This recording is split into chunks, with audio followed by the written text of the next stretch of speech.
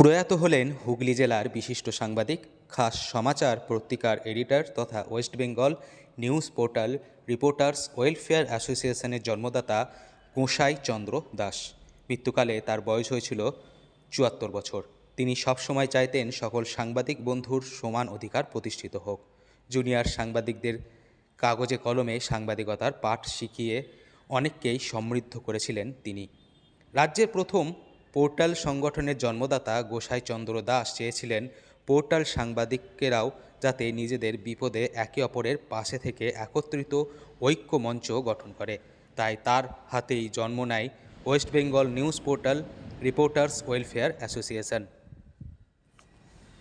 আমাদের West Bengal news portal reporters welfare অ্যাসোসিয়েশনের জন্মদাতা গোসাই চন্দ্র দাস আজ আমাদের মধ্যে নেই এবং খাস সমাচার পত্রিকার সাংবাদিক, দীর্ঘদিনের ২৬ বছর সাংবাদিকতা করেছেন এবং অনেককে আলোকিত করেছেন।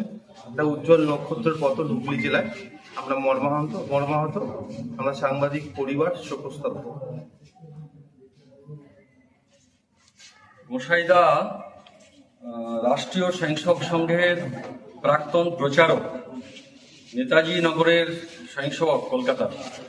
তারপর সংঘের কাজে অনেক বছর মেদিনীপুরের ঝাড়গ্রামেতে ছিলেন।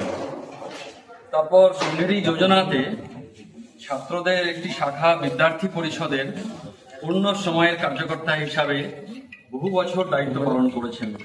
সমাজের বহু বিশিষ্ট এবং অনেক সংগঠনের সূত্রপাত ওনার হাত দিয়ে হয়েছে এবং শেষ জীবন পর্যন্ত উনি সমাজের জন্য সক্রিয় হয়ে কাজ করেছেন। শুনছিলাম মুম্বাই থেকে ফেরার পরের দিনেই আবার ইসরাতে গেছেন কোনো একটা অনুষ্ঠানে। আজকে এখানে সংঘ বিচার পরিবারের অনেক কার্যকর্তা আজকে এখানে উপস্থিত হয়েছেন।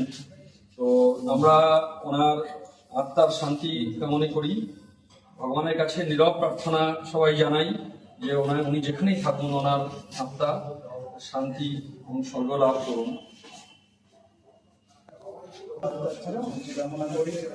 আমরা যারা এখানে উপস্থিত হয়েছি ওনার অসংখ্য কাজ যেন সবাই সাংবাদিকরা যারা আছেন তারা ঠিকঠাক মতো পালন করবেন, সেটাই বললাম।